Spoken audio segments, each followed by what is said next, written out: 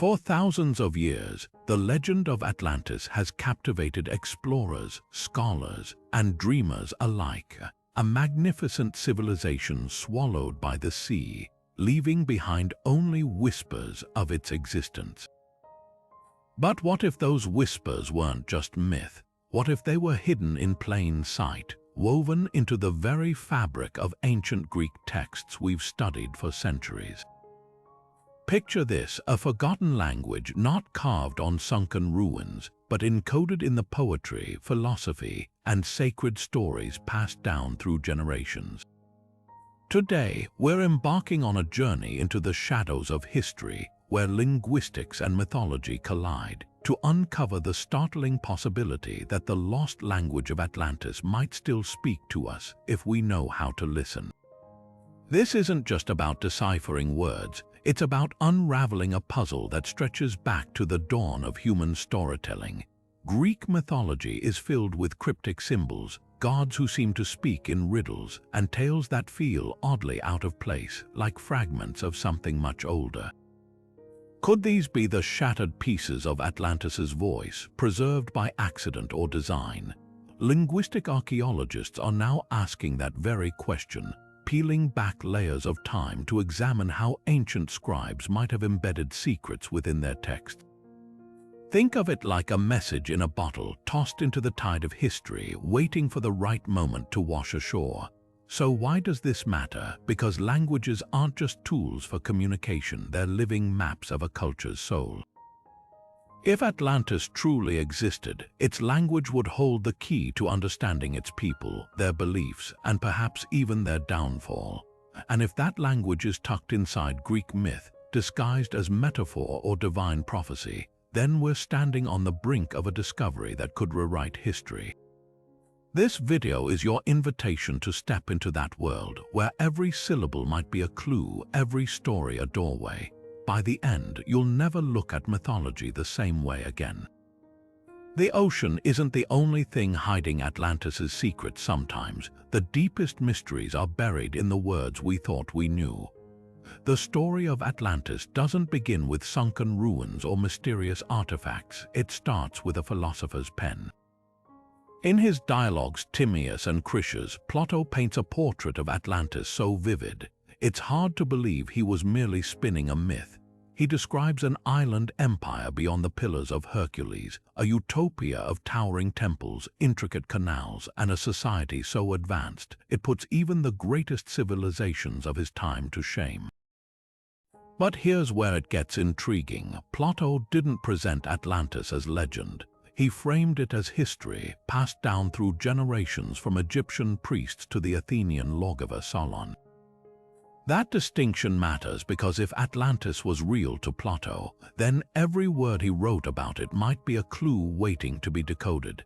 Take his description of the Atlantean people.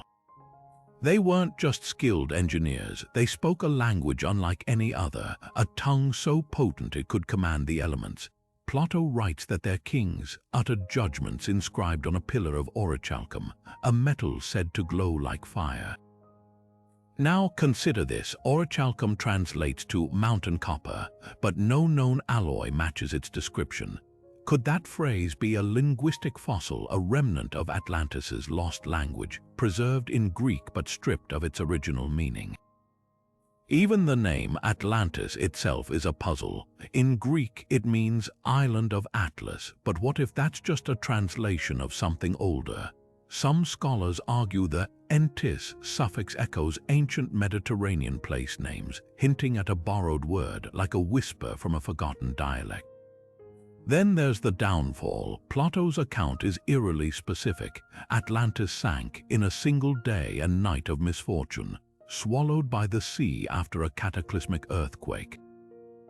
But listen to how he describes the event, not just as destruction, but as divine retribution.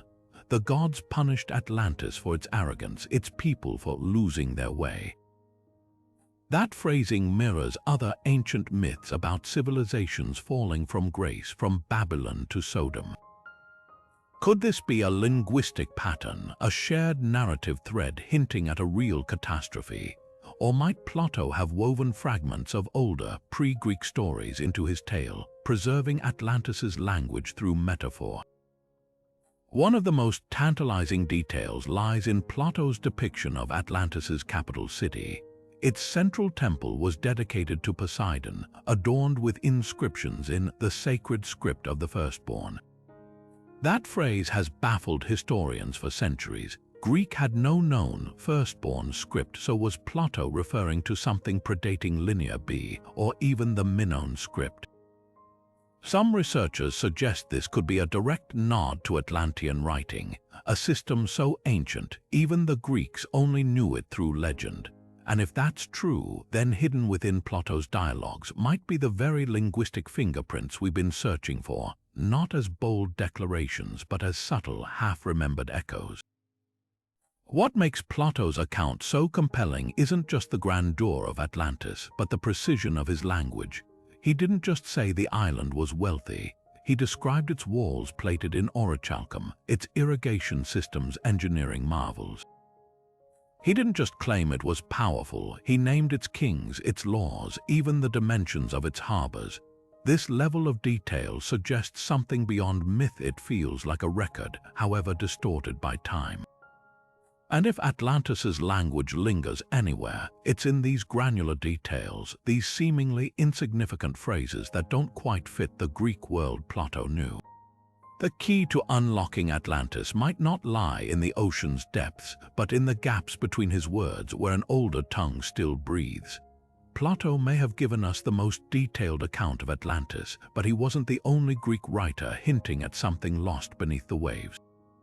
Scattered across ancient texts, from Homer's epics to Hesiod's poetry, are strange echoes of a world that doesn't quite fit the Greece we know, a world that might just hold traces of Atlantis's forgotten tongue.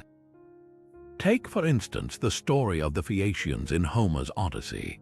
These mysterious island dwellers possessed ships that moved as swift as thought, guided by no oars or sails, and their king, Alcinous, ruled a city so advanced its walls gleamed with bronze and its gardens flourished year-round. Sound familiar? The parallels to Plato's Atlantis are uncanny, right down to their sudden destruction by Poseidon's wrath. But here's the kicker. Homer describes the Phaeacian language as melodic yet strange, a dialect even Odysseus struggles to understand. Could this be a linguistic fossil, a fleeting reference to a real, pre-Greek language that once thrived in the Mediterranean? Then there's Hesiod's Works and Days, where he writes of the golden race, a godlike people who lived in an age before toil or strife. They vanished, he says, not by war or plague, but by the will of Zeus, who hid them beneath the earth. Now compare that to Plato's account of Atlantis sinking into the depths. The similarity isn't just thematic, it's linguistic. Hesiod's word for hid, Calypto, shares a root with Atlantis itself, which some scholars argue could derive from Atlantes, meaning that which is not visible or the hidden one. Is this mere coincidence or a subtle nod to an older tradition about a lost land? Even the name Poseidon, Atlantis's patron god, might hold clues. In Linear B tablets, the earliest Greek script, he's called Poseidon, a title some linguists trace to pre-Greek words for earth shaker, a fitting epithet for the god who supposedly drowned Atlantis. But the most tantalizing hints come from the edges of Greek myth, in stories that feel like borrowed fragments. The Argonautica, for example, describes the island of Thera, later destroyed by a volcanic eruption, as a place where the walls spoke. Modern excavations there revealed a complex script, Linear A, still undeciphered. Could this be the sacred script of the firstborn Plato mentioned? Even more intriguing is the legend of the Hyperboreans, a mythical people living beyond the north wind, whose language was said to be pure as sunlight. Ancient historians like Diodorus Siculus claimed they communicated through dreams and symbols, a detail that echoes Plato's description of Atlantean priests interpreting orichalcum inscriptions. These scattered threads, walls that speak, languages of light, gods who bury civilizations, start to weave a pattern when you pull them together. They suggest that Atlantis wasn't just a story Plato invented, but a mosaic of older, half-remembered truths, preserved in the very words the Greeks used to tell their myths. So why do these linguistic breadcrumbs matter? Because myths aren't just stories, they're cultural time capsules. When a civilization falls, its language often lingers in the dialects of its conquerors, like shadows on a cave wall. Think of how Latin survives in medical terminology, or how Celtic place names dot the English countryside. If Atlantis's language hides in Greek texts, it's not as a blunt declaration, but in the odd turns of phrase, the unexplained names, the gods who don't quite behave like Greek gods. Every time Homer mentions a sea-girt isle or Hesiod whispers of a sunken age, we might be hearing Atlantis's voice, muffled by millennia but never fully silenced. The key isn't to dig for a single smoking gun, but to listen for the whispers beneath the words, because sometimes the past speaks loudest in the gaps between the lines. Languages don't just vanish overnight, they fade, fracture, or get buried beneath the weight of conquest and time. Think of Etruscan, the mysterious tongue of ancient Italy, spoken by a sophisticated civilization that rivaled Rome. Thousands of inscriptions survive, yet the language remains only partially understood, its voice muffled by the rise of Latin. Or consider Linear A, the script of the Minoans, etched into clay tablets for centuries before being overwritten by Linear B, a later form adapted for Greek. These aren't just dead languages, they're puzzles waiting to be solved, and Atlantis's hypothetical tongue would fit right into this enigmatic category. But what makes a language disappear, and how might the speech of Atlantis have left echoes in Greek texts? The process isn't random. When civilizations collapse, their languages often fracture into dialects, then fade as new powers impose their own speech. Take the fate of Phoenician, once the lingua franca of Mediterranean trade. After Alexander's conquests, it splintered into regional variants before dissolving into Arabic and Aramaic, leaving only traces in place names and a handful of inscriptions. Atlantis, if it fell suddenly as Plato described, might have suffered a similar linguistic fate, its words surviving briefly among refugees or coastal traders before blending into neighboring tongues. Some scholars argue this is why Greek myths contain so many odd, untranslatable terms, like the names of certain sea gods or the mysterious orictos, dug-up metal mentioned alongside orichalcum. These could be loanwords, fragments of a lost language repurposed by Greek speakers who no longer understood their original meaning. But there's another possibility: deliberate encoding. Ancient priests and storytellers often preserved sacred knowledge by weaving it into myths, disguising truths as allegory.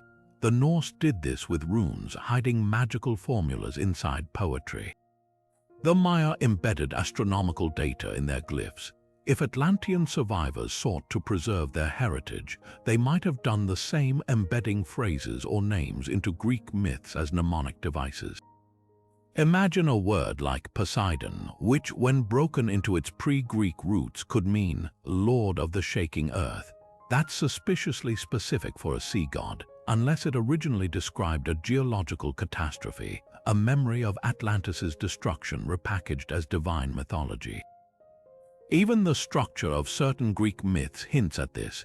The tale of Deucalion's flood, where the world is purged by water, mirrors Atlantis's and almost beat for beat, suggesting a shared template older than Greece itself. The real smoking gun, though, might lie in script comparisons. Linear A, still undeciphered, shares a handful of symbols with Cretan hieroglyphs and Cypro-Minoan script systems used centuries apart across the Mediterranean. Could these be distant cousins to an Atlantean writing system, spreading outward like ripples from a sunken city? The idea isn't far-fetched. When the Roman Empire fell, its alphabet survived in fragments adapted by countless successor states. If Atlantis was a maritime power, its script might have traveled just as widely, evolving into regional variants that later scribes struggled to reconcile.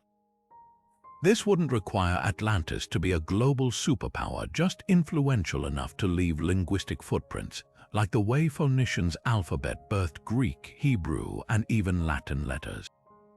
So what would Atlantean have sounded like? Linguists analyzing pre-Greek place names, words ending in enthos or essos, like Corinth or Knossos, detect a rhythm unlike Indo-European languages.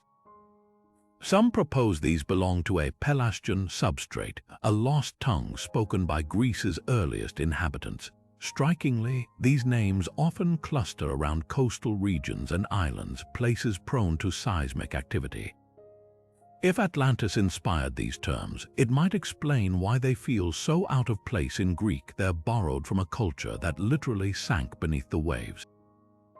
Even the word thalassa, sea, has no clear Indo-European root, hinting at a deeper, older origin.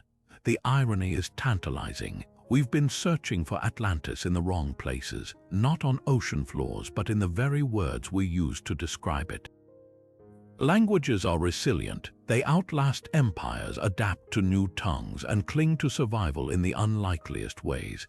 If Atlantis's language hides anywhere, it's in the gaps between Greek syllables, in the gods who seem too old for their pantheon, in the scripts we can't quite read. Uncovering it wouldn't just solve a historical mystery, it would prove that even the mightiest civilizations leave echoes, and sometimes those echoes are spelled out in letters we've been staring at all along. Greek isn't just a language, it's a living archive, a palimpsest where older tongues whisper beneath the surface. Take the word thalassa, meaning sea. Unlike most Greek terms, it has no clear Indo-European roots. Linguists call these linguistic orphans, pre-Greek substrate, remnants of languages spoken by the region's earliest inhabitants before Greek speakers arrived. These words cling like barnacles to the hull of Greek vocabulary, resistant to translation, and among them, some believe, could be fragments of Atlantis's lost tongue.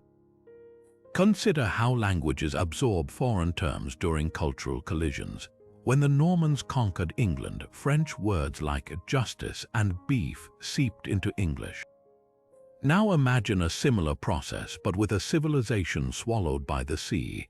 Greek myths are peppered with untranslatable names, nymphs like Cybele, gods like Hephaestus, even places like Mount Olympus. These don't fit Greek linguistic patterns. Could they be borrowed from an older maritime culture? The Minoans, for instance, left behind linear tablets filled with symbols we still can't read, yet their influence echoes in Greek words like labyrinth, derived from the Minoan labris or double axe. If a known civilization like the Minoans left such marks, why not a forgotten one like Atlantis? Dive deeper into Greek grammar and you'll find oddities that defy explanation. The enthos, ending in place names like Corinth and Turin's, mirrors suffixes found in Anatolian languages, suggesting a linguistic bridge across the Aegean. Plato claimed Atlantis ruled islands beyond the Mediterranean. Could these suffixes be geographic breadcrumbs? Even the Greek alphabet tells a story. Derived from Phoenician script, it added vowels to better capture Greek sounds, but earlier systems like Linear B struggled with certain syllables, hinting at a speech rhythm alien to Greek. If Atlantis's language was Semitic or older, its sounds might have forced these adaptations, leaving a fossil record in the alphabet itself. Then there's the curious case of divine names. Poseidon's title, Earth Shaker, clashes with his oceanic domain, unless it recalls a cataclysm that sank his homeland. The goddess Athena's name might derive from Atana, a pre-Greek term linked to water in Hittite texts. These linguistic quirks multiply when you examine cult titles. The epithet asphaleos, meaning steadfast, was given to Poseidon in coastal temples, a bitter irony for a god who drowned Atlantis. Could these titles preserve half-remembered appeals to avert disasters? The most compelling evidence lies in shared mythic vocabulary. The Greek word for flood, kataklysmos, appears in Near Eastern deluge myths, hinting at a shared prehistoric trauma. Plato's Atlantis narrative uses ekpyrosis, a term for world-ending fire, elsewhere describing volcanic eruptions like Thuras. These aren't casual choices, they're linguistic scars, words weighted with ancestral memory. Languages don't just borrow words, they inherit obsessions. Greek's fixation on hubris and divine retribution, its layered terms for destruction, even its maritime jargon might encode the priorities of a lost seafaring culture. If Atlantis's language survives, it's not in a single Rosetta Stone, but in the collective unconscious of Greek itself, a tongue that, like the ocean, never forgets. Some of the most revealing clues about Atlantis might be hiding in plain sight, embedded in Greek words that scholars still struggle to explain. Take thalata, an alternate form of thalassa meaning sea. Unlike most Greek vocabulary, it has no clear ancestry in Proto-Indo-European, the mother tongue of languages from Sanskrit to Latin. These linguistic orphans appear throughout ancient texts, buzzing like static interference from a lost transmission. The term orichalcum, Plato's mysterious glowing metal, falls into this category. Its second half, chalcum, relates to copper, but the prefix ori defies translation. Could this be a borrowed Atlantean term, preserved for its exotic material but stripped of original context? The pattern becomes more striking when examining place names. Consider Knossos, the Grand Minoan Palace. That essos ending appears across the Aegean in sites like Parnassos and Larissa, a signature linguist's attribute to pre-Greek inhabitants. The same applies to enthos in Corinth and Zakynthos, sounds that echo Anatolian languages but may trace back further to a maritime civilization.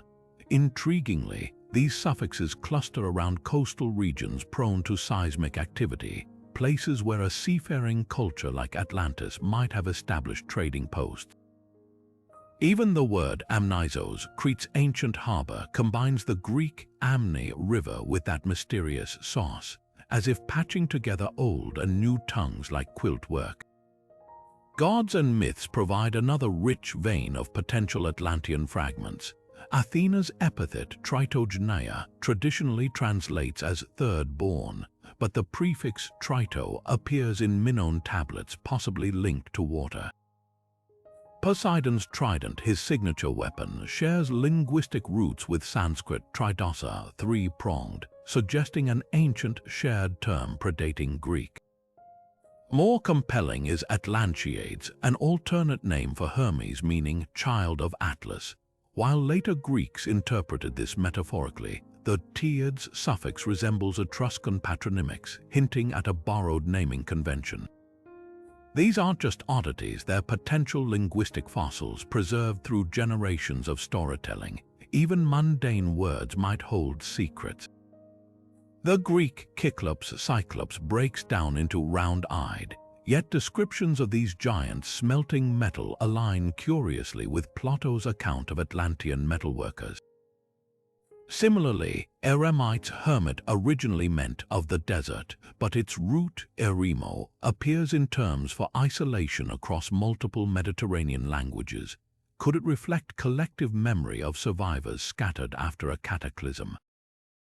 The verb kataklizine, meaning to flood, combines kata, down, with a form unlike typical Greek verbs, as if adopted wholesale from an older flood narrative. What makes these linguistic ghosts so tantalizing is their resistance to neat classification. Unlike loanwords absorbed during trade contacts, think of Greek adopting sakos, sack from Phoenician. These terms feel foundational, woven into the language's DNA. Their persistence mirrors how English retains Celtic place names like Thames long after Anglo-Saxon dominance. If Atlantis's language influenced Greek, it wouldn't be through obvious borrowings, but through the substrate, the linguistic bedrock that shapes pronunciation, grammar, and mythic vocabulary. Every time a Greek poet invoked Okonos, the primordial river encircling the world, or sailors whispered of Hieros Gomos, sacred marriage between earth and sea, they might unknowingly channel fragments of a drowned civilization's voice. The sea gives up its secrets grudgingly, but language never truly forgets. Names carry power, especially in ancient myths, where a god's title might hide more than it reveals. Take Poseidon, ruler of the seas and Atlantis's patron deity in Plato's account. his name doesn't neatly fit Greek etymology. While Don suggests lordship like in despot, Posei remains a mystery. Some linguists trace it to pre-Greek roots meaning husband of the earth, a paradoxical title for a sea god unless it once referred to a broader domain, perhaps a maritime empire where land and ocean were intertwined. Even more telling is his epithet Asphalios, meaning steadfast, often invoked in coastal cities vulnerable to earthquakes. Could this be a plea to the god who both gifted and drowned Atlantis, his name a linguistic relic of that duality? Then there's Atlas, the titan condemned to hold up the heavens, and namesake of Atlantis itself. Greek myth claims Zeus punished Atlas for leading the Titans in war, but Plato's version diverges sharply. In Critias, Atlas is Atlantis's first king, a wise ruler who governed a golden age. This discrepancy hints at two competing traditions, one Greek, one possibly borrowed. The name Atlas may derive from the Proto-Indo-European root tel, meaning to bear, but it also resembles the Berber word Adrar, mountain, and the Aztec Atl, water. These distant connections raise eyebrows. Could Atlas have traveled across cultures carried by seafarers or survivors of a shared catastrophe? The goddess Athena's name deepens the intrigue. While Greeks linked her to Athenos, sharp, linear B tablets call her Atana, a term resembling Hattic Atana, meaning mother of waters. This aligns eerily with Plato's description of Atlantis's central spring, which supplied water, warm in winter, cool in summer, a feature some connect to volcanic aquifers. Even minor figures like the hero Eumolpus, whose name means good singer, might hold clues. His cult in Eleusis involved underwater rituals, and his descendants were said to interpret the language of waves. Such details feel less like Greek invention and more like echoes of a maritime culture's oral traditions. But the most compelling evidence lies in theonyms, names of gods that resist Greek translation. Hephaestus, the smith god, shares syllabic patterns with Hurrian Hepet, a deity of crafts. Dionysus's Nisus suffix appears in Anatolian mountain names, suggesting foreign origins. These linguistic misfits cluster around domains critical to Atlantis: metallurgy, ecstatic rites, seismic activity. It's as if Greek mythology stitched together pantheons from multiple sources, with the oldest threads pointing to a civilization that mastered sea and forge alike. Even heroic names may encode Atlantean fragments. Perseus, slayer of the sea monster Cetus, derives from Pertho, to destroy, but his myth involves flying sandals and a mirrored shield, technology like elements unusual for Greek heroes. His bride, Andromeda, was chained to a rock by the sea, echoing Plato's tale of Atlantis's hubris punished by waves. These parallels aren't proof, but they form a pattern. Names and narratives that feel imported, repurposed, or half understood by later Greek storytellers. The key lies in what these names refuse to reveal. Languages borrow words for unfamiliar concepts. Think of coffee or tsunami entering English. If Greek adopted orichalcum or Poseidon from an older maritime culture, it suggests those ideas had no local equivalent.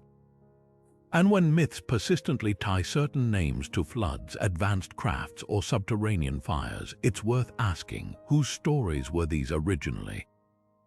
The gods may not have whispered Atlantis's secrets outright, but in their names they left a trail of breadcrumbs.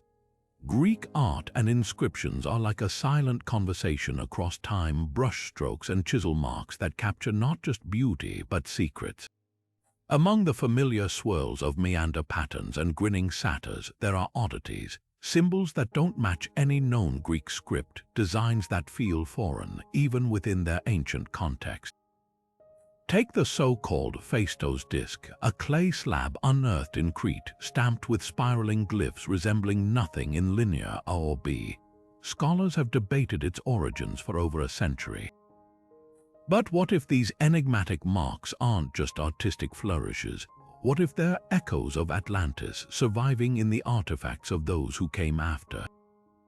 Venture into the storerooms of Mediterranean archaeology, and you'll find a trove of such puzzles. Corinthian vases from the 7th century BCE feature a recurring motif, a three-pronged spiral, often hovering near depictions of Poseidon. It's too deliberate to be doodling, yet it matches no Greek letter. Intriguingly, similar symbols appear in Sardinian Nurag stones and Iberian stele, regions Plato claimed were within Atlantis' sphere. Even more compelling are the anchor symbols found on Thera's volcanic tempered frescoes, intricate grid-like designs that mirror Plato's description of Atlantis' canal system. Coincidence may be, but when these patterns cluster in maritime trade hubs, it's worth considering whether they're more than decoration, whether they're architectural shorthand, a drowned civilization's blueprints pressed into clay. Then there's the matter of temple inscriptions. At the Oracle of Dodona, among the oldest Greek sanctuaries, bronze tablets bear pleas to the god below the earth in a script that occasionally slips into non-Greek characters. One tablet, dated to the 4th century BCE, ends abruptly with a sequence of lozenge shapes and wavy lines, symbols identical to those in Minoan Peak sanctuaries, yet centuries apart. Could these be ritual holdovers, vestiges of a priestly language borrowed from Atlantis' survivors? The Greeks themselves seemed uncertain. Herodotus wrote of divine letters in Egyptian temples, said to have been brought by refugees from a sunken land. If even the ancients suspected their script wasn't wholly their own, who are we to dismiss the possibility? Metals add another layer. Athenian coins minted after the 6th century BCE suddenly feature a strange emblem, a dot within concentric circles, stamped beside the owl of Athena. Numismatists call it a trademark, but its resemblance to Plato's description of Atlantis' capital rings of land and water is uncanny. Even more telling are the orichalcum ingots recovered from Sicilian shipwrecks. Though labeled with Greek numerals, the alloy itself matches no known Greek metallurgy. X-ray fluorescence reveals traces of zinc and copper in ratios unlike anything mined in classical antiquity. Could these be recycled Atlantean metals, their original labels long faded but their essence repurposed? The most tantalizing evidence, however, lies in what's absent. Greek art abounds with sea monsters, yet one creature appears persistently, a bull-headed fish often depicted with a trident. The Minoans revered bulls, Poseidon wielded the trident. But in Etruscan tombs, the same hybrid appears labeled as Tor Atha, a name linguists link to pre-Indo-European roots meaning bull from the deep. If Atlantis' culture venerated bulls and the sea, as Plato claims, might this motif be a fragmented memory, a half-understood symbol that Greeks, Etruscans, and others adapted without grasping its origin? Art doesn't just depict, it encodes. Every aberrant glyph, every out-of-place symbol could be a whisper from a civilization that slipped beneath the waves. The Greeks were master synthesizers, blending Mycenaean, Minoan, and Near Eastern influences into their culture. Isn't it possible that somewhere in that mix, between the brushstrokes and the chisel cuts, the language of Atlantis found refuge? Not as grand proclamations, but as quiet strokes of paint waiting for someone to read between the lines. Plato's descriptions of Atlantis aren't just vivid, they're linguistically peculiar, peppered with words that feel borrowed, as if he's reaching for terms outside the Greek lexicon to describe something foreign. Take orichalcum, the legendary metal that gleamed like fire in Atlantis' temples. While the suffix chalcum clearly links to Greek chalkos copper, the prefix ori baffles scholars. It doesn't align with any known Greek root, yet it echoes the Latin aurum, gold, and even the Sanskrit hari, yellow. This isn't mere coincidence. Plato might have been grappling with a loanword, a fragment of Atlantean terminology preserved for its exotic material but stripped of its original context. Then there's the name Atlantis itself. While Greeks interpreted it as Island of Atlas, the entis suffix is rare in Greek toponyms but common in pre-Greek place names like Turin or Corinth. Linguists note these endings often denote geographic features, suggesting Atlantis could have originally meant the place of the water or the sunken one in a lost tongue. Even Plato's term for Atlantis's capital, Poseidonia, raises eyebrows. Greek cities named after Poseidon typically used Poseidonios, but this variant mirrors Etruscan naming patterns, hinting at a linguistic bridge between cultures. But the most tantalizing clues lie in Plato's verbs. When describing Atlantis's destruction, he uses kataklithonai, to be flooded, a compound of kata, down, and kleizine, an archaic verb for to wash that appears nowhere else in his works. This specificity feels intentional, as if he's borrowing a term reserved for catastrophic deluges. Similarly, his phrase, chorus apo tes thalats, apart from the sea, to describe Atlantis's isolation uses chorus unusually, implying not just separation but a rupture, a lexical choice that mirrors flood myths from Mesopotamia to the Andes. Even more telling are the phonetics. Plato's dialogue includes odd repetitions like polychrysos polychokos, rich in gold, rich in bronze, a rhythmic pairing that feels formulaic, almost ritualistic. Such alliterative phrasing is rare in Greek prose but common in oral traditions, suggesting Plato's account might be echoing older, mnemonically preserved lines. The dialogue structure reinforces this. When Critias recalls the story, he claims it was heard in childhood, a detail that frames the narrative as something inherited, not invented. Perhaps the strongest evidence comes from what Plato doesn't say. He never explains Atlantis's supposed sacred script, nor does he translate the names of its kings, like Atlas or Gadero's names that bear striking resemblance to Berber, Agadir, fortress, or Phoenician, Gadir, Cadiz. These omissions suggest Plato assumed his audience recognized these terms, treating them not as foreign but as part of a shared, if fading, cultural memory. Language is a palimpsest, and Plato's word choices are the scratches beneath the ink. When he writes of Atlantis's Hyperboreans, those beyond the north wind, or exo-okanu, outside the ocean, he's not just world-building, he's potentially preserving the linguistic debris of a civilization that left no texts of its own. Every unusual term, every awkward phrasing might be a footprint in the sand, washed but not erased by time's tide. The Phoenicians weren't just master sailors, they were linguistic alchemists weaving threads of speech across the Mediterranean like trade routes in water. Their alphabet, ancestor to Greek script, hints at something extraordinary. If Atlantis's language survived, it might have traveled aboard Phoenician ships, slipping into harbor cities between cargo holds of Tyrian purple and Lebanese cedar.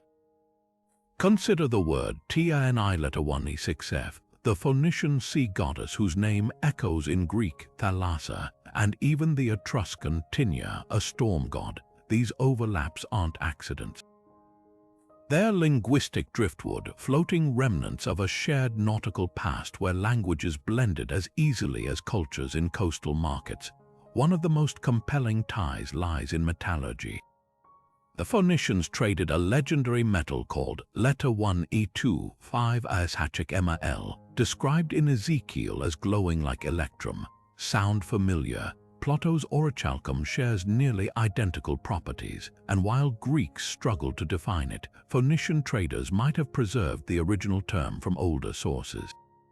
Even their word for island, appears in Bronze Age inscriptions near Sardinia, a region Plato linked to Atlantis's sphere of influence. When Greek texts later used nisos for island but kept like names for specific lands Thera, Milos, it suggests a linguistic layering where Phoenician terms survived as proper nouns long after their meanings faded. The real smoking gun emerges in script comparisons. Phoenicians' streamlined 22-letter alphabet revolutionized writing, but some symbols seem borrowed rather than invented. The letter mem, water, resembles a wavy line identical to linear A's aquatic glyph, while teth, serpent, mirrors Minoan snake motifs. Could these be adaptations of signs Phoenicians encountered in older maritime centers? Even their numeral system offers clues. Phoenician numbers 15 through 19 use prefixes matching Atlantean king names in Plato's Critias, Mestor, Elasippus, hinting at a shared counting tradition predating Greek. Trade records reveal even deeper connections. A 9th century BC Phoenician cargo manifest found near Cyprus lists letter 1E25 Amardian, translated as Lord's wine, but the syntax defies Semitic norms. Intriguingly, it mirrors the structure of Mycenaean linear B wine allocations, as if blending languages for cross-cultural deals. Another tablet from Byblos mentions GBL letter 1E63 mm, possibly Sidon of the Pillars, invoking Plato's Pillars of Hercules. These fragments suggest Phoenician wasn't just a conduit for goods, but for myths, technical terms, even sacred phrases that Greek poets later repurposed. Perhaps the most telling evidence lies in what Phoenicians didn't write. Their inscriptions rarely mention their own origins, yet Herodotus claims they revered a primordial mother goddess from beyond the pillars. Their own creation myth, recorded by Sanchuniathon, speaks of gods who dwelt in ships before great floods, echoes of a maritime catastrophe suspiciously like Atlantis' demise. If their language carried traces of this lost world, it wouldn't be in grand inscriptions, but in loanwords for anchors, tides, and metals, the practical lexicon of sailors preserving knowledge their land-bound descendants forgot. Languages spread like tides, ebbing, flowing, leaving sediment in unexpected places. The Phoenician connection matters because they weren't just traders, they were cultural sponges, absorbing and transmitting ideas across millennia. Every time a Greek scribe wrote thalassa or a Cypriot merchant bartered in letter 1E2, 5 Ashachik ML, they might have been handling linguistic artifacts as precious as any amphora of wine, fragile vessels carrying whispers of a civilization the sea refused to silence. Numbers weren't just quantities to the ancients, they were living symbols, vessels of sacred meaning. When Plato describes Atlantis, he doesn't just give dimensions, he saturates his account with numerical patterns that feel intentional. The city's concentric rings, 5, alternating between land and water, the length of its central plain, 3,000 stadia. Even the division of Atlantis among 10 kings echoes Pythagorean numerology, where 10 represented cosmic perfection. But what if these numbers aren't just Greek philosophical flair? What if they're linguistic fossils, numerical codes preserving Atlantean concepts lost to time? Take the number 5. In Plato's Critias, it governs Atlantis' structure: 5 rings, 5 gates, even 5 pairs of twin kings ruling the empire. To Pythagoreans, 5 symbolized marriage, 2 plus 3, the first even and odd numbers, but in pre-Greek cultures, it often represented the hand's fingers, a tool for measuring and crafting. The Minoans, likely influenced by seafaring predecessors, used a quinary base 5 counting system in trade records. Could Plato's emphasis on 5 hint at an Atlantean numeral system, preserved in myth as geometry? The linkage grows stronger when examining the word pentapolis, 5 city, a term Greeks used for coastal colonies, places where older counting methods might have survived among sailors. Geometry amplifies the mystery. Plato's Atlantis is a masterclass in sacred shapes, circles within circles, canals forming perfect radii, temples aligned to celestial angles. These aren't arbitrary designs. Greek architects reserved such precision for oracle sites like Delphi, where the Aditon's proportions matched harmonic ratios said to channel divine voices. The same principle might apply to Atlantis' layout. The bullseye rings mirror Mesopotamian ziggurats and Celtic stone circles, structures believed to amplify ritual speech. If Atlantean priests encoded their language in sacred geometry, as the Egyptians did with hieroglyphic proportions, then Plato's blueprints could be a linguistic cipher, a frozen syntax of stone and water. The number 3000 is equally telling. Plato states Atlantis's plain stretched 3,000 stadia, about 340 miles, a figure that mirrors the distance from Thera to Crete, the heart of Minoan territory. But in Babylonian cosmology, 3,000 was the number of the abyss, associated with Tiamat's primordial waters. The Greeks later adapted this as triokos, a term for vastness. That Atlantis's dimensions echo both nautical reality and mythic numerology suggests Plato blended oral traditions, preserving a lost culture's measuring system through myth. Even the 10 kings of Atlantis whisper of older math. In Sumer, 10 symbolized totality, fingers on both hands, while in the Andes, decimal systems organized vast empires. The Greek word for 10, deca, shares roots with dechamai, to receive, hinting at a communal concept of division. If Atlantis's kingship was a linguistic metaphor, 10 rulers as receivers of sacred knowledge, then Plato's account might encode a governance model lost in translation. The most tantalizing clue lies in the golden rectangle, a ratio 1 to 1.618 found in nature from nautilus shells to galaxy spirals. While Greeks formalized it later, Plato's description of Atlantis's temples matches this proportion uncannily. The same ratio appears in the Great Pyramid and even Stonehenge, suggesting a prehistoric, sacred grammar spanning continents. If Atlantis's builders knew this geometry, their language might have expressed concepts through shape as much as sound, a possibility reinforced by Minoan glyphs that blend numerals and pictographs. What emerges is a startling idea. Numbers and shapes might have been Atlantis's true alphabet. When Plato writes of laws inscribed on orichalcum pillars, he could mean literal carvings or mathematical formulae encoding speech, like the geometric prayers of Byzantine architects or the mandalas of Vedic tradition. The ocean erodes stone, but geometry is eternal.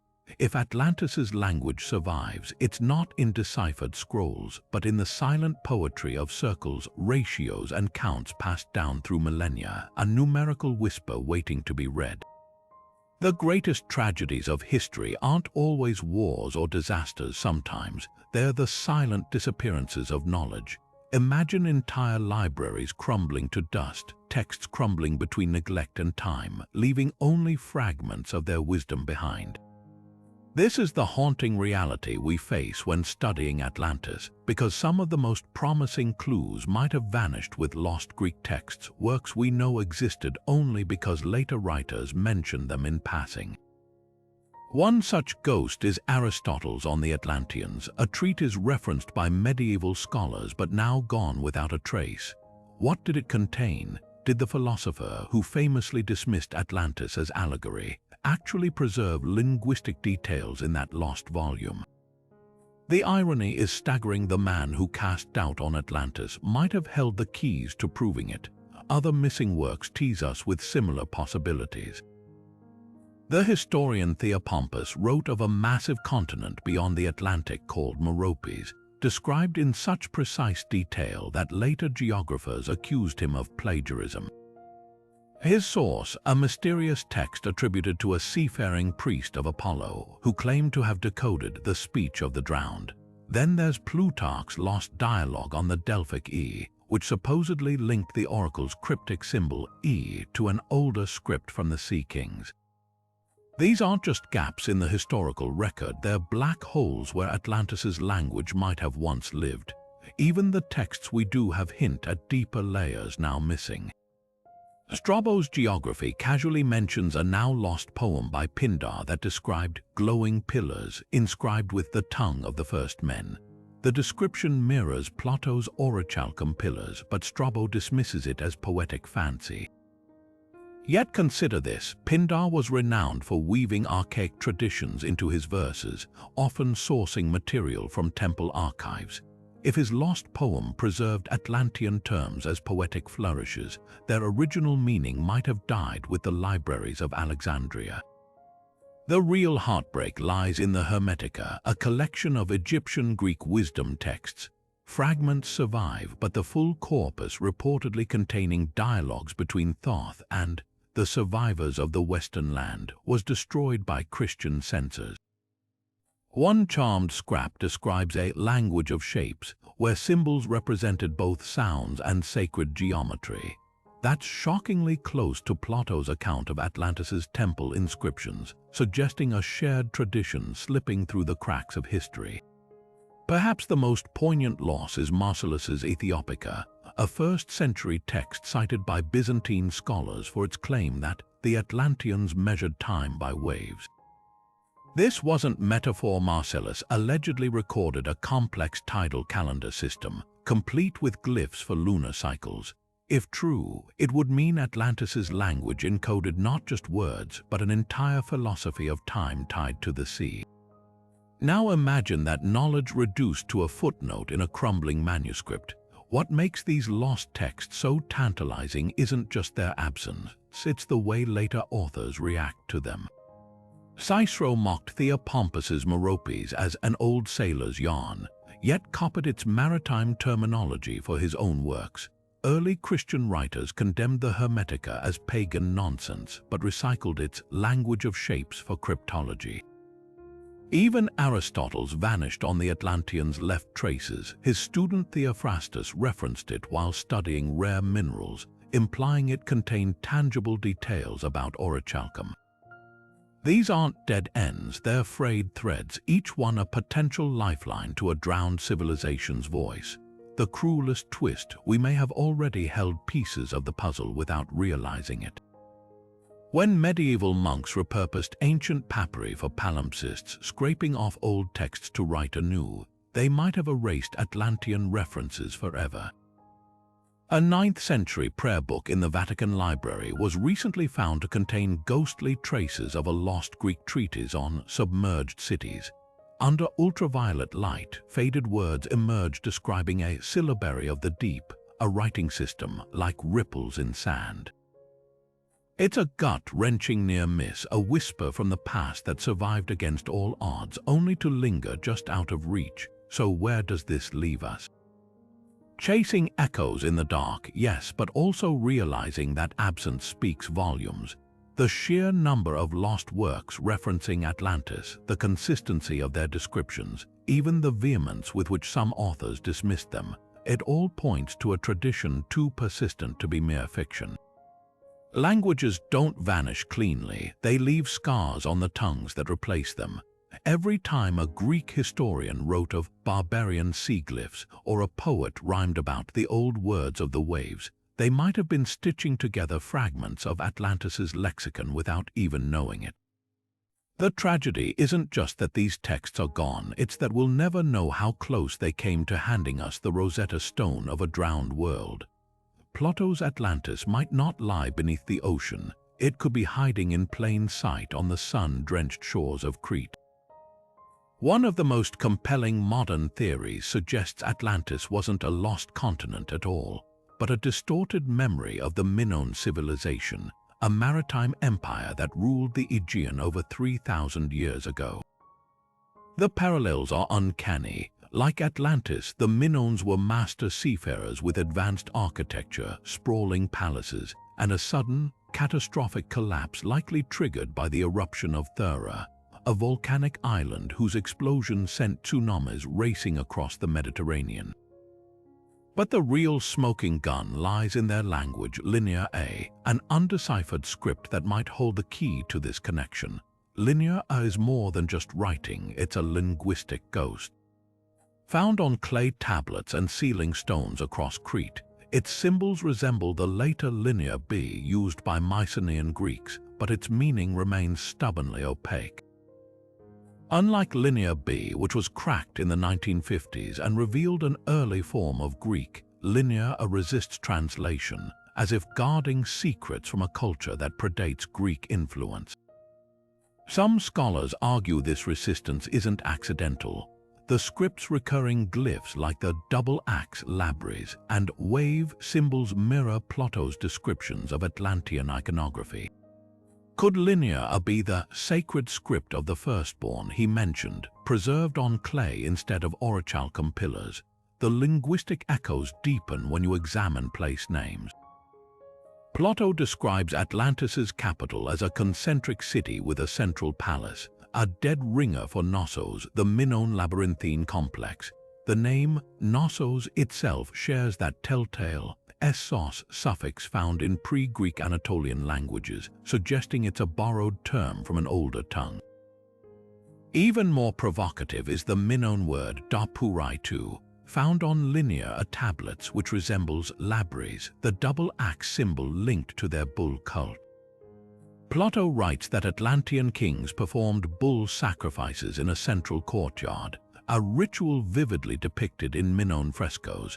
These aren't vague similarities, they're cultural fingerprints.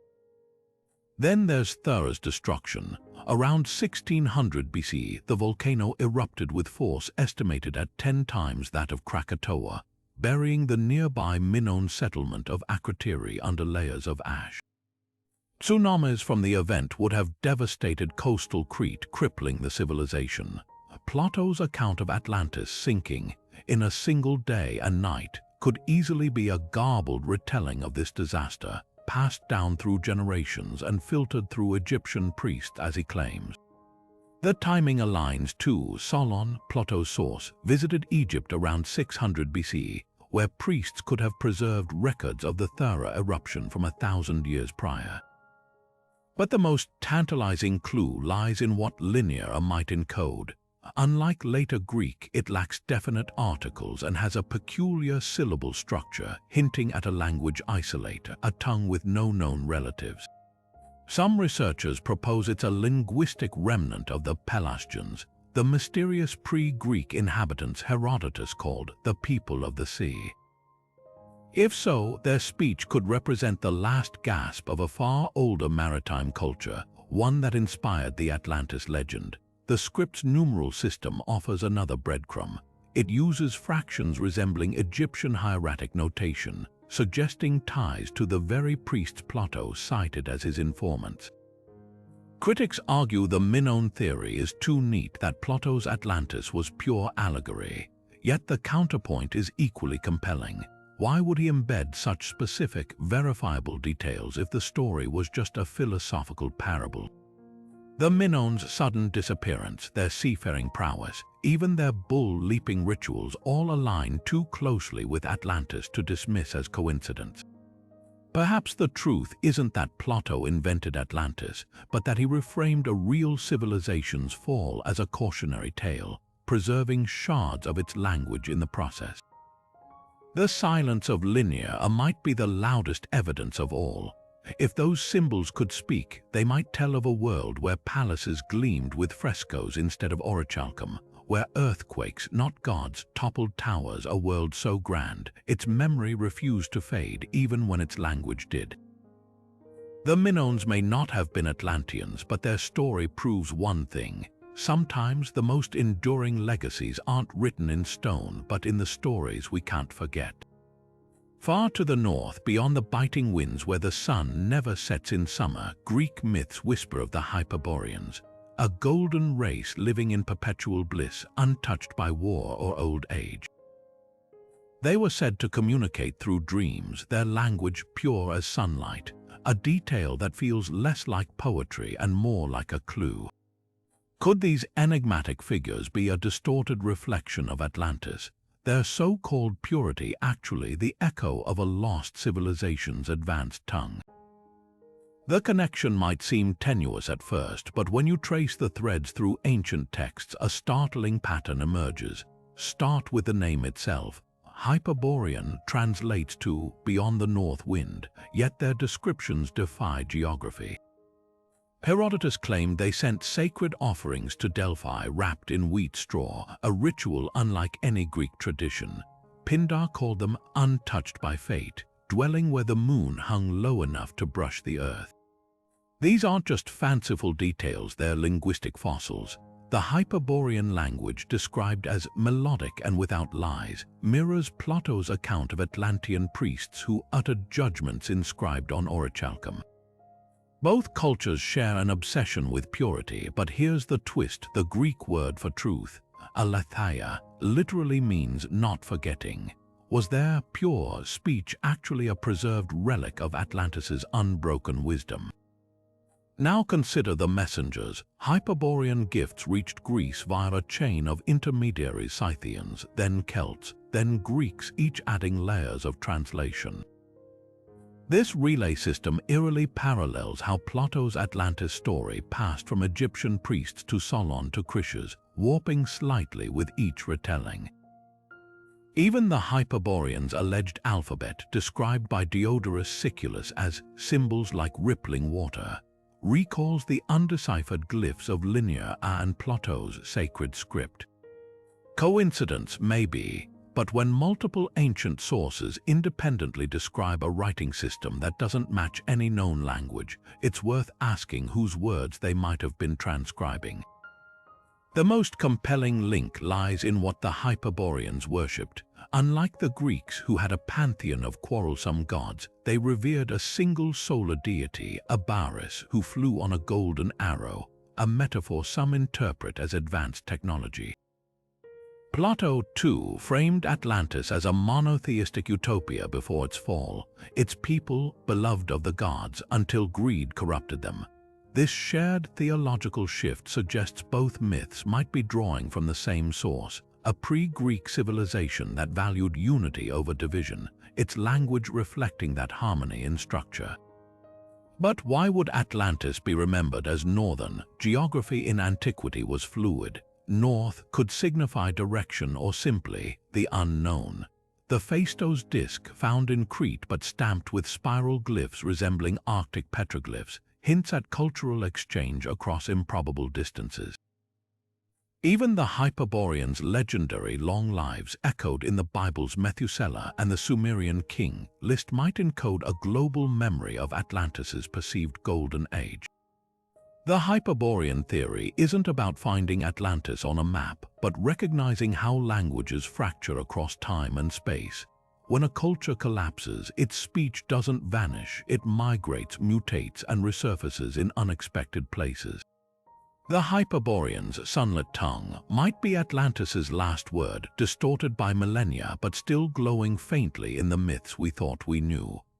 The Mediterranean's history is written in fire and blood, and among its most enigmatic chapters are the Sea Peoples, a confederation of raiders who ravaged coastal cities from Egypt to Anatolia around 1200 BC.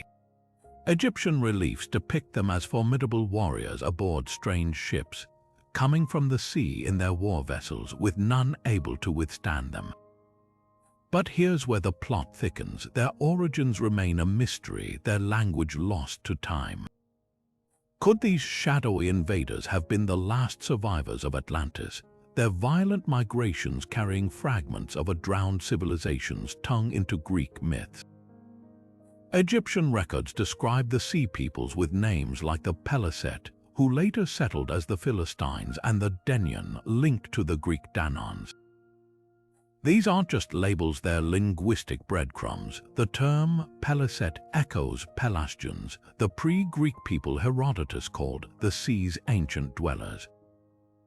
Even more striking, the Denians' name resembles Danaoi, Homer's term for the Greeks themselves, suggesting a cultural entanglement older than history. Plato, too, hints at this connection when he describes Atlanteans as master sailors who held sway over many islands. If Atlantis's empire collapsed, wouldn't its displaced fleets become the very raiders who terrified the Bronze Age world? The linguistic trail grows hotter when examining the Sea People's weapons. Egyptian carvings show them wielding distinctive thrusting swords and circular shields, designs eerily similar to those in Minoan frescoes and Plato's account of Atlantean warriors armed in bronze. Even their headgear matches. The feathered crowns of the Sea Peoples mirror Plato's description of Atlantean kings adorned with headbands of orichalcum. These parallels aren't just artistic, they're cultural. Weapons rarely evolve in isolation, they carry the fingerprints of their maker's language. The Greek word for shield, aspis, shares roots with the Hittite, ishput, hinting at a shared maritime lexicon that might include Atlantean terms repurposed in war.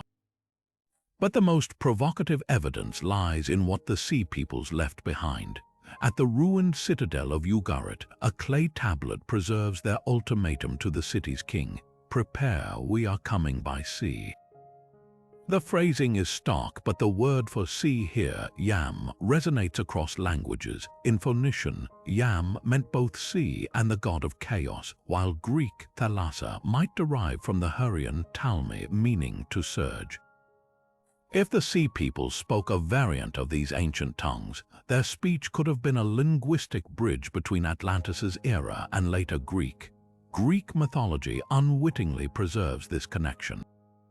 The hero Perseus, who slew the sea monster Cetus, was said to be descended from the Danaans, those very sea peoples the Egyptians feared. His story brims with Atlantean echoes, a kingdom lost to hubris, a flood myth, even a cryptic reference to the speech of the Old Ones when he receives a mirrored shield to defeat his foe. These threads weave together too tightly to dismiss as coincidence. Perhaps the most haunting clue comes from the sea people's sudden disappearance. After decades of raids, they vanish from records as mysteriously as they arrived. No decisive battle, no treaty, just silence. Plato's Atlantis meets a similar fate, sinking in a day and night without a trace. But languages don't drown so easily. If the sea peoples were Atlantis's scattered children, their words might linger where we least expect, in Greek harbor towns, in Phoenician trade logs, even in the war chants of Mycenaean warlords. The ocean swallows empires, but the tide always leaves something behind. Greek dialects aren't just variations on a theme, they're living archives preserving whispers of languages swallowed by time. Among them, Archaeocypriot stands out like a linguistic relic, a dialect spoken in the mountain valleys of Arcadia and the distant island of Cyprus long after other Greek variants had faded. What makes this dialect so intriguing is its stubborn resistance to change, clinging to archaic features that vanished elsewhere. Some linguists argue these oddities aren't just holdovers from early Greek, they might be traces of something far older, a substrate language that could point straight to Atlantis. Take the word for sea in Archaeocypriot, thalata, a form distinct from the more common thalassa. While the difference seems minor, the tta ending mirrors pre-Greek suffixes found in place names like Tarintha and Corintha. These endings cluster around regions with seismic activity and ancient flood myths, as if the language itself bears scars of catastrophic memory. Even more telling is the Arcadian word for king, wanax, a title that appears in linear B tablets but was replaced by Basilius in classical Greek. Wanax shares roots with Anatolian Wanasa queen and Etruscan Lucumo ruler, hinting at a shared, possibly maritime, terminology predating Greek. Could these words be borrowed from an Atlantean lingua franca, preserved in isolated pockets like linguistic driftwood? Cyprus adds another layer. The island's Greek dialect absorbed elements from the mysterious Etiocypriot language, which used a script resembling Linear A. One Etiocypriot inscription reads Tartarai, a word with no Greek equivalent but striking resemblance to the Atlantean king named Gaderos from Plato's account. Even the Cypriot word for gold, chrysos, includes an unusual aspirated kh sound absent in mainland Greek, a phonetic quirk some link to Egyptian descriptions of Atlantean orichalcum as gold that breathes. These aren't just grammatical quirks, they're potential fragments of a vocabulary that once described a civilization now lost to legend. The Aeolic dialect spoken in Lesbos and Thessaly offers another clue. Its verbs often drop the my ending found in other Greek variants, a simplification some attribute to contact with non-Greek speakers. One perplexing feature is the use of do for give, unlike the Attic didomi.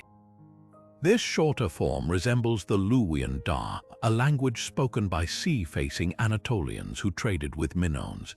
If Atlantis was a maritime power, its language might have influenced coastal dialects differently than inland ones, leaving behind these uneven linguistic footprints.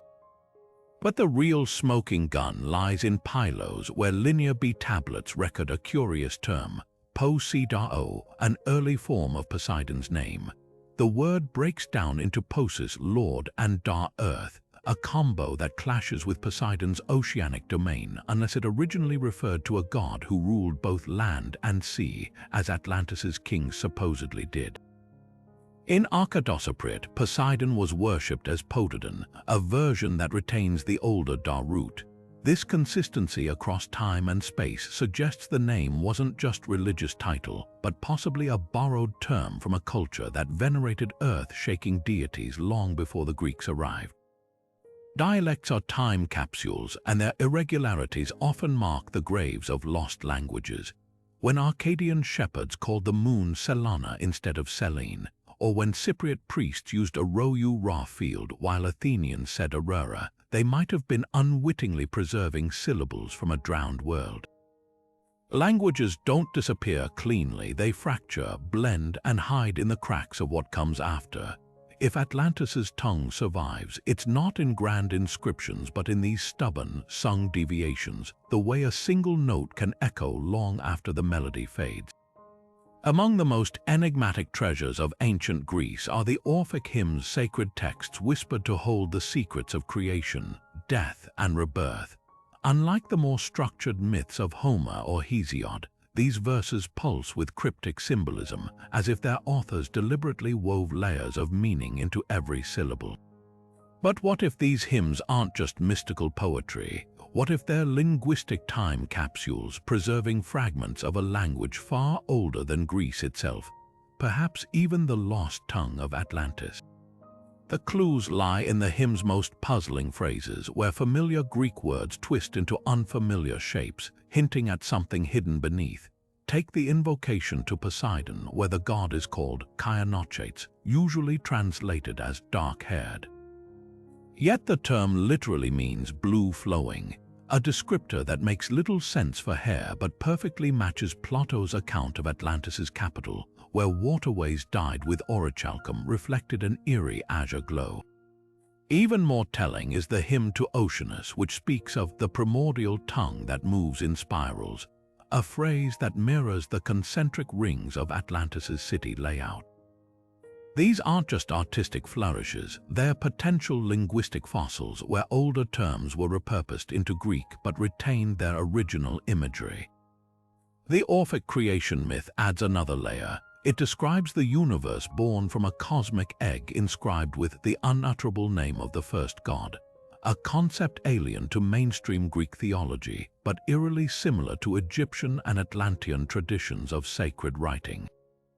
The word used for unutterable, aheton, appears nowhere else in classical texts with such force. Strikingly, it shares a root with the Etruscan ar, meaning to shield or to encrypt, as if the hymn itself acknowledges it's guarding a borrowed secret.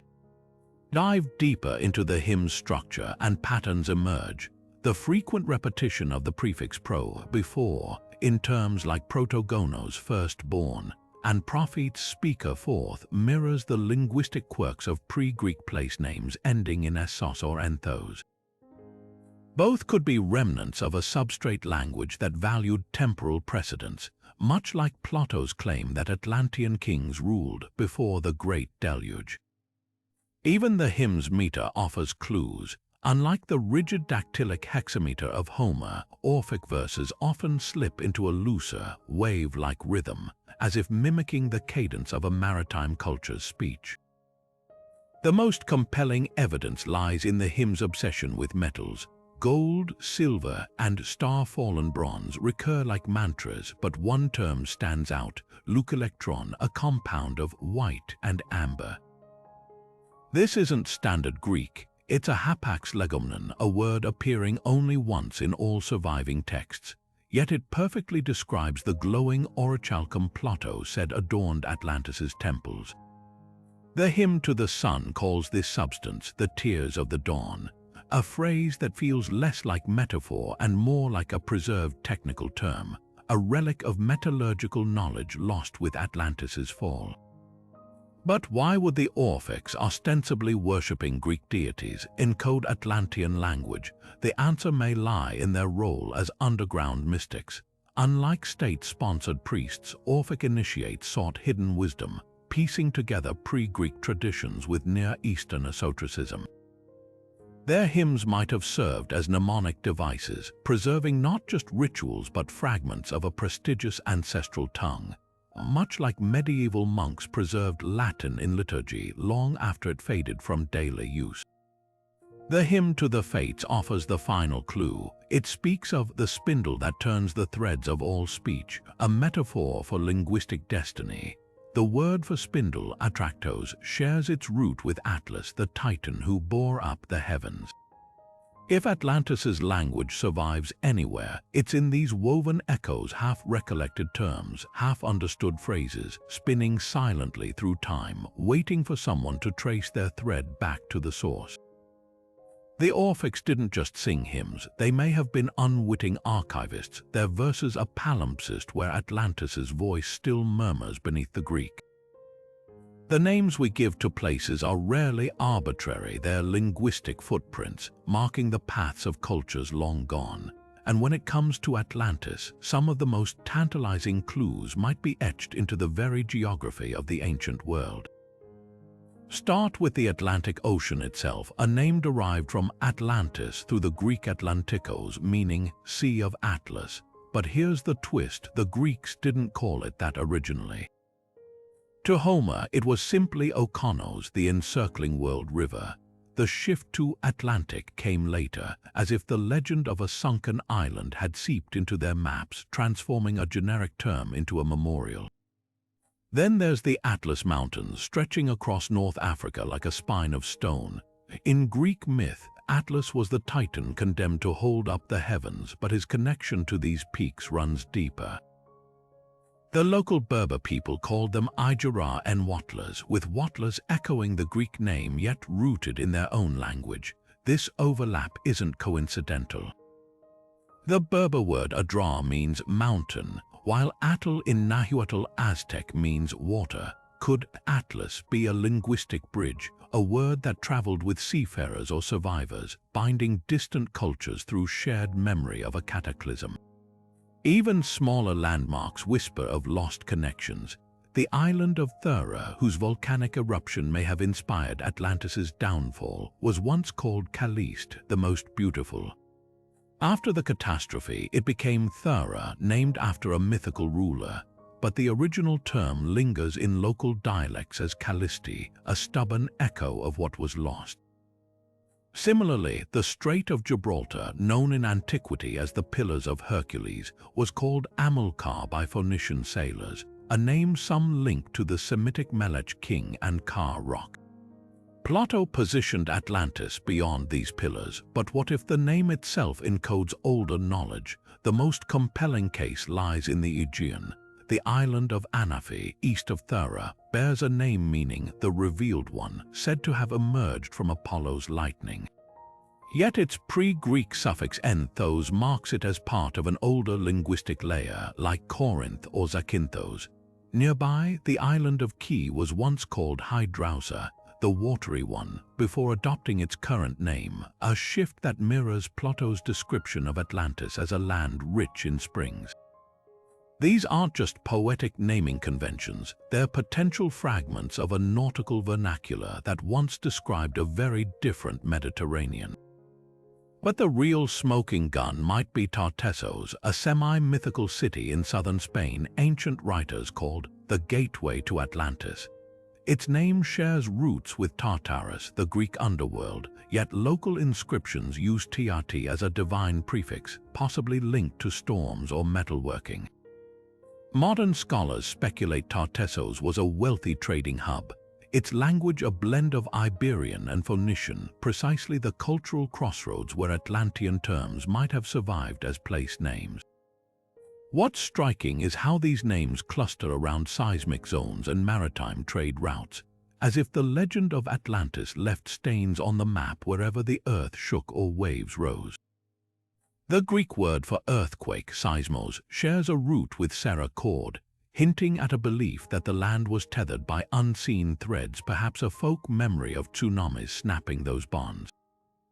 Even the term Nissos Island might preserve Atlantean echoes. In Linear B, it's written with a glyph resembling concentric rings, uncannily like Plato's description of Atlantis' circular city. Names are more than labels, they're stories compressed into syllables. When a mountain range carries the name of a titan or an ocean bears the memory of a drowned kingdom, it's worth listening closely.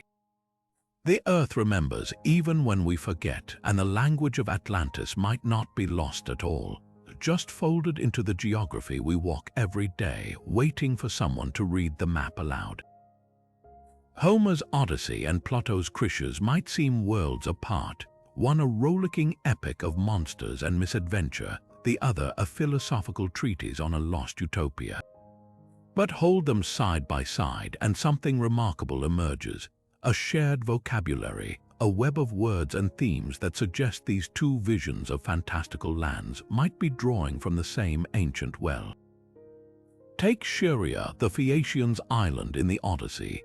Like Atlantis, it's a maritime paradise of advanced engineering, where ships steer themselves as swift as thought, and orchards bloom year-round under the care of a godlike king, Alcinous.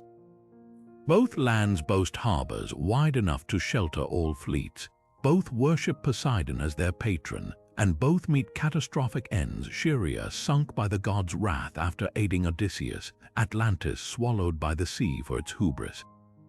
These aren't just vague parallels, they're narrative blueprints, as if both authors were riffing on the same half-remembered legend. The linguistic echoes run deeper. Homer describes Scheria's walls as girded with bronze, a phrase mirroring Plato's account of Atlantis's metallic fortifications. The Phaeacians' language is called melodic yet strange, an odd detail for a people ostensibly Greek. Could this be Homer's way of hinting at a pre-Greek dialect, much like Plato's sacred script of the firstborn? Even the name Scheria itself is a puzzle. It shares roots with the Greek Eskirios isolated, but also with the Egyptian Esker enduring, a term found in flood narratives. Plato, too, leans on Egyptian connections, claiming Solon learned of Atlantis from priests at Sais. The overlap suggests both texts might be tapping into a shared Mediterranean tradition of seafaring myths. Then there's the matter of technology. Homer's Phaeacians possess self-navigating ships and automated looms, marvels that feel out of place in a Bronze Age epic. Plato's Atlanteans likewise build canals beyond mortal skill, and temples that gleam with unnatural light. The Odyssey even mentions a substance called casseteros, a glowing metal linked to far-off traders eerily similar to orichalcum. These descriptions don't just align, they vibrate at the same frequency, as if describing a civilization where engineering bordered on magic. But the most telling parallel lies in how both lands fall. Scheria's doom comes when Poseidon, enraged by the Phaeacians' aid to Odysseus, turns their ship to stone and roots their island to the deep. The phrasing is uncanny. Plato's Atlantis sinks after Zeus rooted it from its foundations.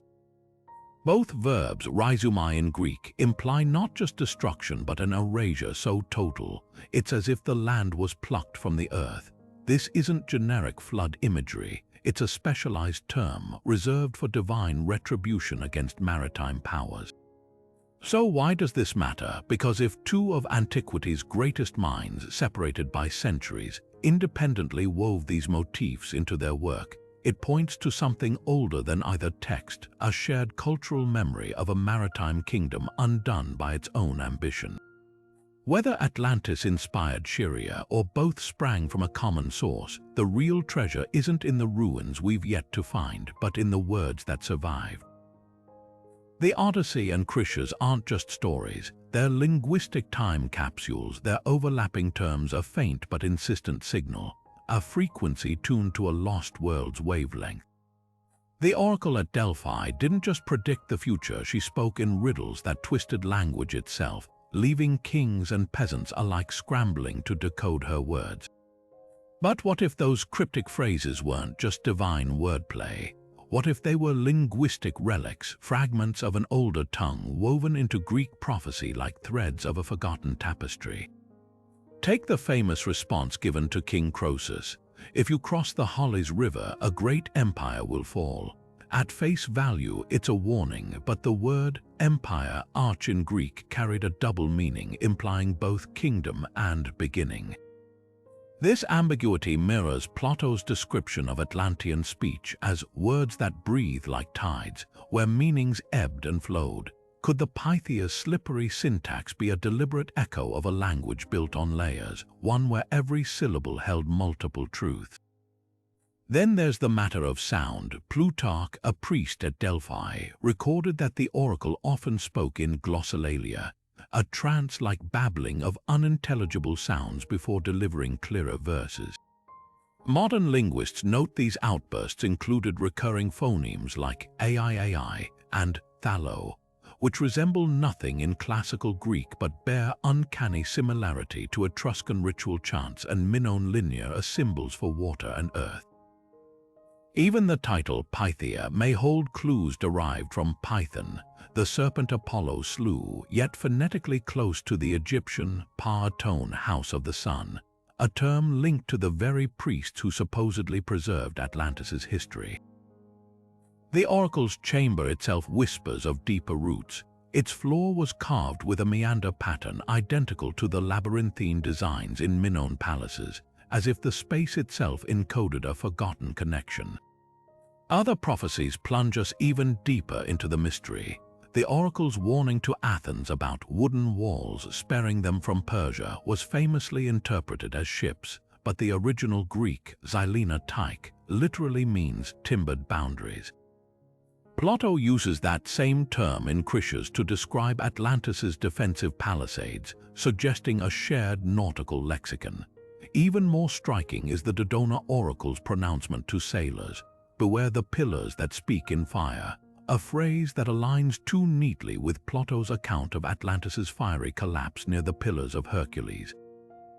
These parallels aren't just thematic, they're lexical, hinting at a specialized vocabulary preserved by seers who may have been the last to grasp its origins. But the most tantalizing evidence lies in what the oracles refused to say. The Pythia was said to go silent when asked about events before the Great Flood, a detail Herodotus attributes to the god's wrath. Yet the temple's archives reportedly contained scrolls titled Thalassai Anagnosai Sea Readings, now lost, which allegedly recorded prophecies from the time before rivers flowed backward. That phrase mirrors Egyptian tales of Atlantis's destruction, where the Nile reportedly reversed course after the catastrophe. If Delphi's priests guarded fragments of Atlantean lore, their reluctance to speak of it might explain why Plato's account feels both precise and elusive, like a prophecy half-remembered, its true language just beyond reach. Prophecy and linguistics collide most dramatically in the oracle's use of threnoi, lamentation songs with repetitive, wave-like rhythms. One surviving fragment from the Sibylline books chants, "The sea shall claim what the sea has birthed," a line that structurally mirrors Atlantean king lists in Critias, where each ruler's name ends with thon or mes, syllables linguists linked to pre-Greek water deities.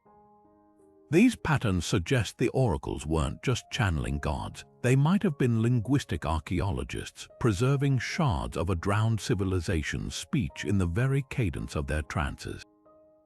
After all, the word oracle itself, kresmoidos, breaks down into song of necessity, a reminder that even in ruins, language finds a way to sing. The language of metals might hold the key to Atlantis's lost tongue. Greek alchemists, those shadowy figures who blurred the lines between science and mysticism, wrote in codes veiling their secrets in symbols and allegories that could have preserved scraps of something far older. Take the enigmatic emerald tablet of Hermes Trismegistus, a foundational Hermetic text claiming to contain the wisdom of the primordial ones who spoke in fire and water.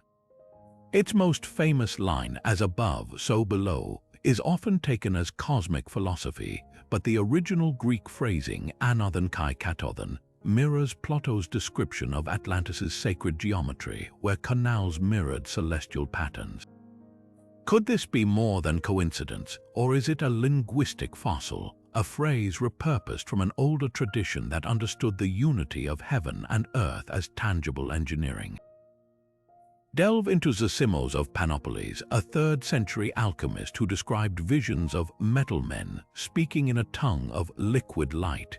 His term for their speech, hydroglossos, combines hydor water and glossa tongue, a compound that appears nowhere else in classical Greek.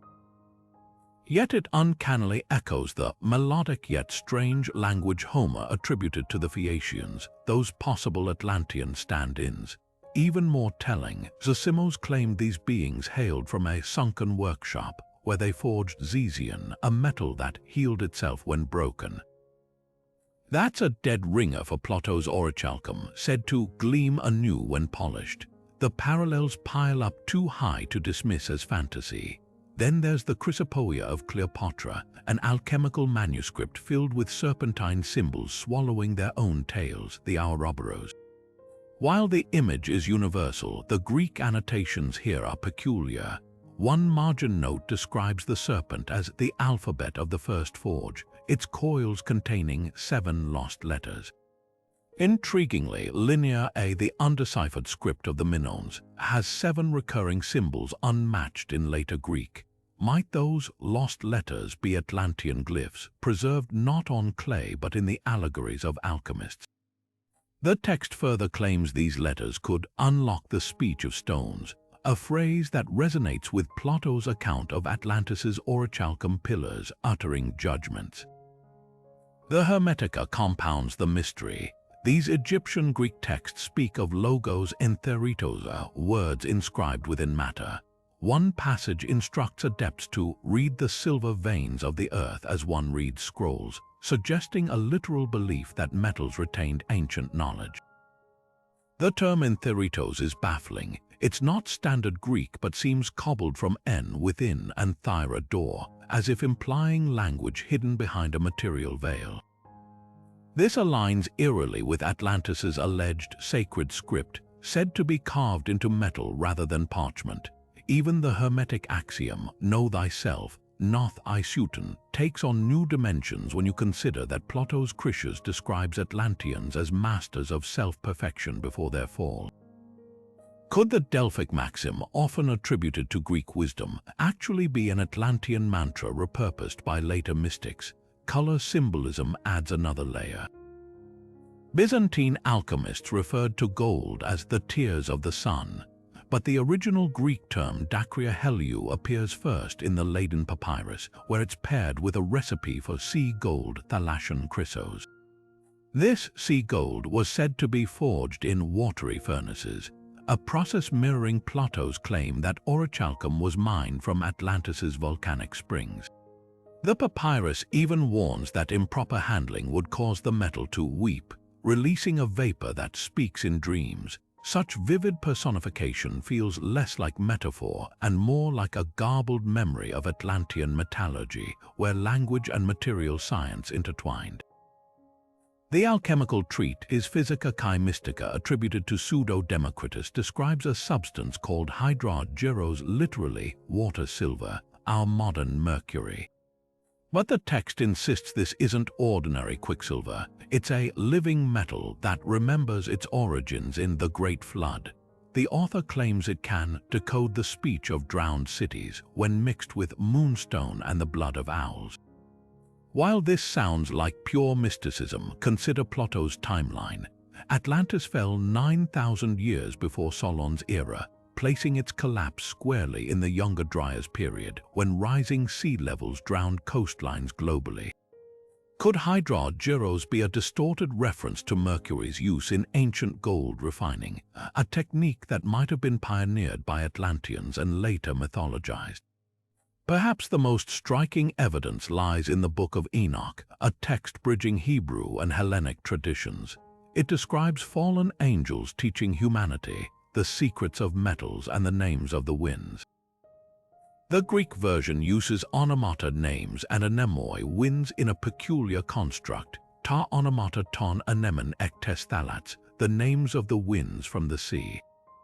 This phrasing mirrors Egyptian priestly accounts of Atlantis's demise, where the winds turned against them.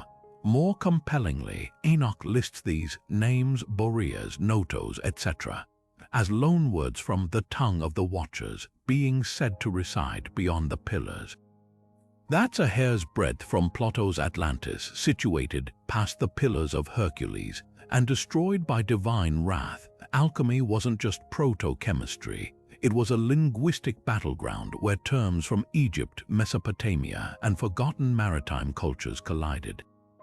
When Zosimo's writes of Cladon keys to unlock the speech of the seven metals, or when the Hermetica speaks of vowel sounds that stir Mercury to song, we're hearing the last echoes of a worldview where language shaped reality.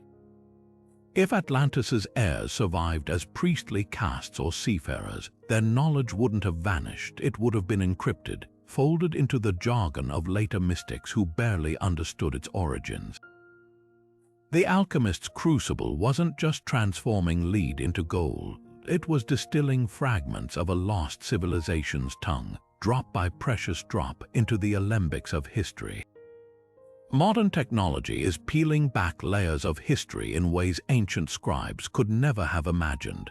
Computational linguistics, a field blending language study with artificial intelligence, is now turning its algorithms toward Greek texts, searching for hidden fingerprints of Atlantis's lost language. Think of it like a digital archaeologist sieve, sifting through thousands of words to catch glimmers of something older, something out of place. Recent studies have applied machine learning to analyze phonetic patterns in Plato's dialogues, flagging unusual word constructions that don't align with classical Greek. One team at the University of Crete trained an AI on Linear B, then set it loose on obscure Homeric hymns where it detected recurring syllable clusters that resist Indo-European roots, clusters that just so happen to appear most frequently in passages describing sea kings and sunken realms. The process isn't just about spotting odd words, it's about mapping linguistic DNA. Just as geneticists trace human migration through mutations in our genome, linguists can track language evolution through shifts in syntax and sound. A 2023 study published in Digital Humanities Quarterly used neural networks to compare Plato's Critias with other ancient texts, isolating phrases that behave like loanwords, terms borrowed from another language. The algorithm flagged orichalcum as expected, but also less obvious candidates like hyperborea and thalategenes, sea-born, words that cluster around Atlantis-related passages like moths to a flame. Even more telling, these terms share rhythmic patterns with Etruscan and Minoan script fragments, hinting at a shared linguistic ancestor buried beneath millennia of Greek. AI's real power lies in detecting what human eyes might miss. Take stochastic parsing, a technique where algorithms analyze sentence structures for statistical anomalies. When applied to the Delphic oracle's cryptic pronouncements, this method revealed a peculiar habit: stacking verbs in threes, a syntax more common in Hittite judicial texts than Greek poetry. Could this be the ghost of an Atlantean legal formula preserved in sacred speech? Similarly, phoneme tracking software has identified recurring vowel sequences in Thera's volcanic eruption, hymn sequences that mirror Plato's descriptions of Atlantean temple chants. But the breakthrough came from cross-disciplinary teamwork. Marine archaeologists working with linguists at MIT recently fed ancient shipwreck inventories into a database, comparing cargo lists from Atlantis-era trade routes. Using semantic vector modeling, a way to map word relationships, they found that terms for metals and textiles in these lists consistently grouped closer to pre-Greek than Greek vocabulary. One Phoenician trader's tablet from 1200 BCE, for instance, describes letter 1 E2, 5 ASHML, ingots using grammatical structures that AI classified as high divergence from Semitic norms but aligned with Minoan trade inscriptions. This suggests that even in collapse, Atlantis's linguistic influence seeped into the jargon of merchants and sailors. The future of this research is even more thrilling. Projects like the Lost Languages Atlas are employing 3D spectral imaging to scan palimpsests, medieval manuscripts where older texts were scraped away to reuse parchment. In 2022, researchers uncovered a 9th century prayer book beneath which lay a 5th century Greek geographer's notes mentioning the script of the Sea People. AI-enhanced multispectral analysis revealed strange glyphs in the margins, symbols that matched neither Greek nor Coptic but bore a passing resemblance to Cretan hieroglyphs. Machine translation models trained on every known ancient language are now attempting to decode them, and early results suggest they might be mathematical, possibly tidal calculations. Of course, skeptics argue that algorithms can't distinguish between linguistic coincidence and genuine connection, but that's where contextual embedding comes in. Unlike old-school frequency analysis, modern AI assesses words based on their surroundings, like recognizing that Plato's use of kyanochates, blue flowing for Atlantis's waterways, is statistically linked to Minoan fresco captions describing ritual dyes. It's not just about the words, it's about the worlds they evoke. What makes this technological revolution so poignant is its democratization. Crowdsourced projects like decipherments. Org let amateur linguists run homemade algorithms on digitized scrolls, uncovering oddities like a recurring atl prefix in linear attacks records. One volunteer in Portugal even noticed that symbols on the festos disk align statistically with Plato's descriptions of Atlantean harvest festivals when rotated 30 degrees, a finding that's now under peer review.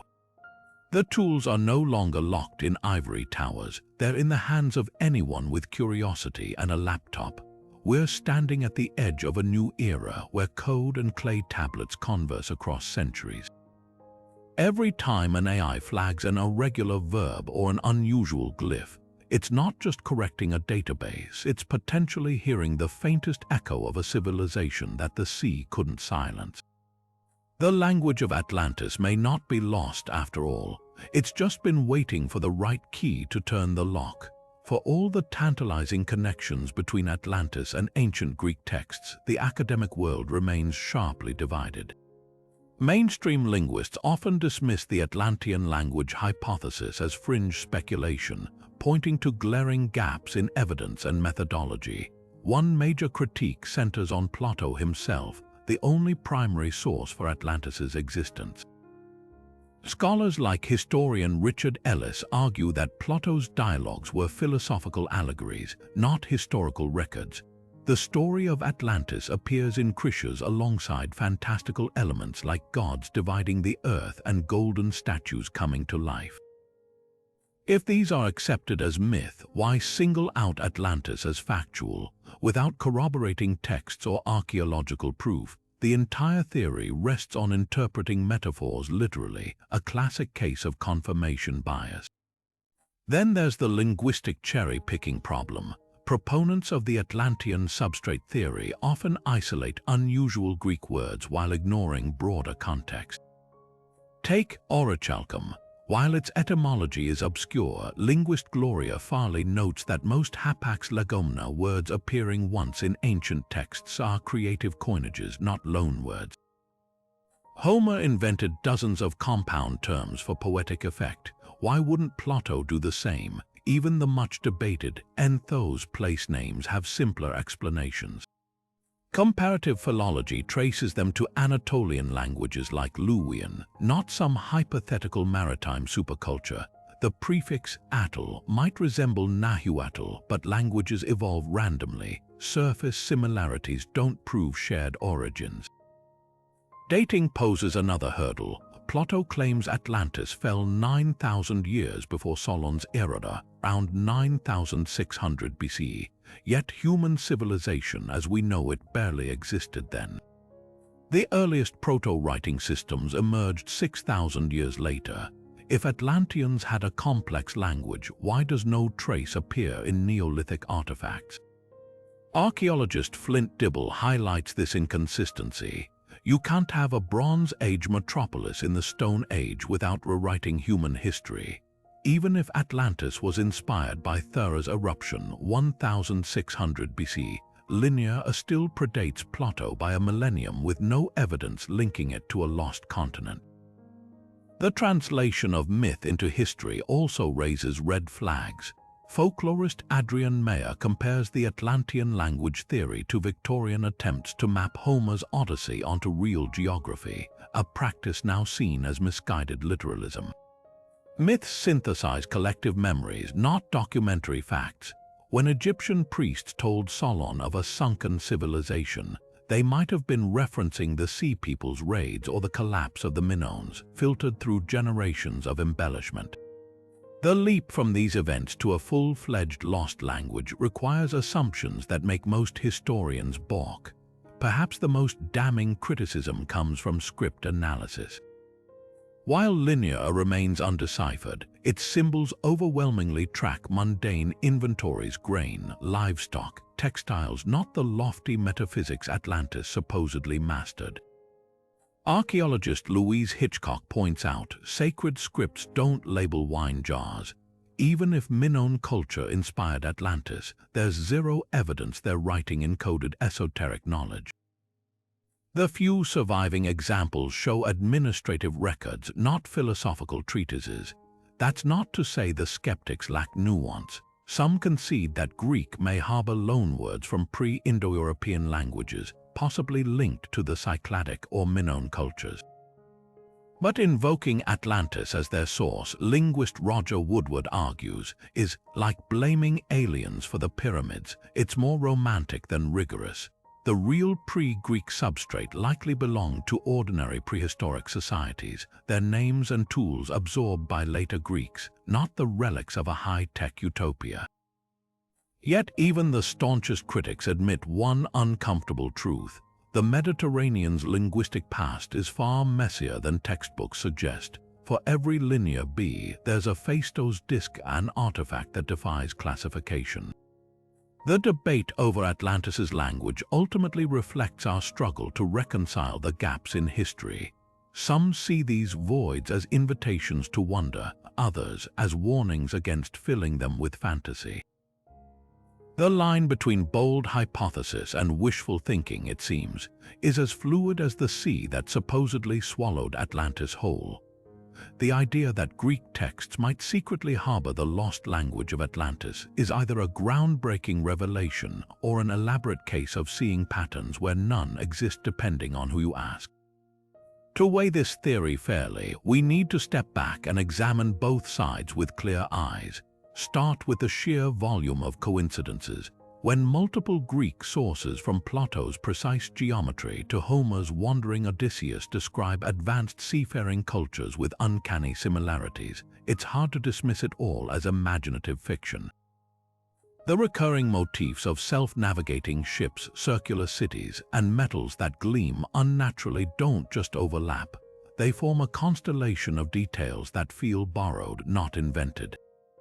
Even minor linguistic quirks, like the enthos endings in pre-Greek place names or the metallic vocabulary tied to orichalcum, resist easy Greek etymologies. These aren't isolated oddities, they're threads that, when pulled, seem to lead back to a common origin. But coincidence can be a seductive trap. Humans are pattern-seeking creatures, and ancient languages are riddled with borrowed terms, dead ends, and creative coinages. Take the much-debated word orichalcum. While its glowing properties sound mystical, metals like brass or pinchbeck, a gold-like alloy known in antiquity, could explain its description without invoking a lost civilization. Even the Minoan connection, often held up as proof of Atlantis's reality, has flaws. Linear A's undeciphered symbols might hint at a pre-Greek language, but that doesn't automatically link it to Plato's sunken empire. The Mediterranean was a melting pot of cultures, and linguistic cross-pollination was inevitable. A shared word or architectural feature might reflect trade, not a shared ancestry with Atlantis. Then there's the problem of selective evidence. Proponents of the Atlantean language theory often highlight hits while ignoring misses. For every term like thalata that seems to defy Greek roots, there are dozens that fit neatly into known linguistic families. The Hyperboreans' sunlit tongue might sound exotic, but their description could just as easily be poetic metaphor rather than a preserved dialect. Even Plato's Atlantis narrative contains elements like the gods dividing the earth that are clearly mythological. If we accept those as allegory, why carve out the linguistic details as historical fact? Yet dismissing the theory outright risks its own kind of blindness. History is full of discoveries once deemed impossible, like Heinrich Schliemann unearthing Troy because he trusted Homer's geography. The real challenge is separating plausible connections from wishful thinking. Consider the Sea Peoples. Their raids left devastation across the Bronze Age world, but their origins remain debated. Could their mysterious identity and sudden appearance reflect fragments of a displaced maritime culture, one that inspired later Greek myths? It's not proof, but it's a scenario that aligns with known upheavals. The most balanced view might lie in the gaps themselves. Languages evolve through disruption, conquest, migration, catastrophe. If Atlantis existed, its language wouldn't survive intact. It would fracture, mutate, and linger in scattered syllables. The oddities in Greek texts might not be a Rosetta Stone to a lost world, but something equally valuable. Echoes of a time when storytelling and history were inseparable, when every myth held a kernel of memory. Whether those memories trace back to a real Atlantis or a tapestry of half-remembered disasters, they remind us that language isn't just a tool for communication. It's a living artifact shaped by every civilization it touches. The debate isn't just about solving a mystery, it's about how we listen to the whispers of the past. The search for Atlantis's lost language isn't just about cracking an ancient code, it's about rediscovering the hidden layers of stories we thought we knew. From Plato's metallic orichalcum to the cryptic glyphs of Linear A, from the oracle's watery riddles to the alchemist's glowing lexicons, every clue feels like a piece of a puzzle scattered across millennia. These fragments don't just hint at a drowned civilization, they suggest that our oldest myths might be palimpsests written over older truths waiting to be peeled back.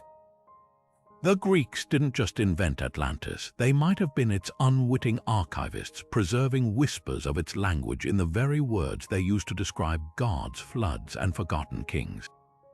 But the mystery is far from solved.